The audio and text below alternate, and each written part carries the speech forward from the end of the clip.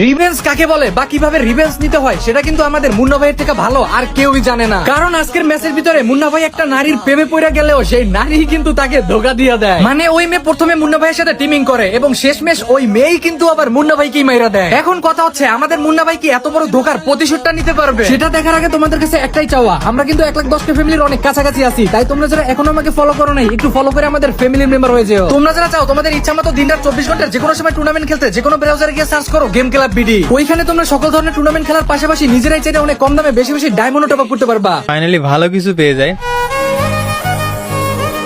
उस दिन मैंने कीर्ति को पहली बार देखा। আশা করি বুঝছেন যে ম্যাচের ভিতরে একটা নারীর দেখা পেয়ে যায়। আর ইন্টারেস্টিং ব্যাপার হলো এই নারীটা কিন্তু একটা ইউটিউবারের টিমমেট।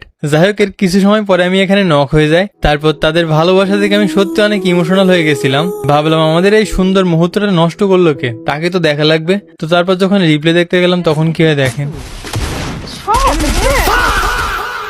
মানে ভাই এভাবেও ধোকা দেওয়া যায়? ইউটিউবার ক্যাম্প থেকে যদি দেখেন তাহলে বুঝবেন আমাকে ধোকা দিয়ে মেরেই থেমেছিল না, ইমোটা দেখাই দিল।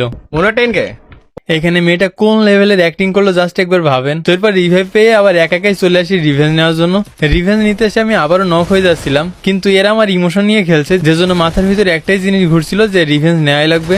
তো তাদের কাছ থেকেও দেখেন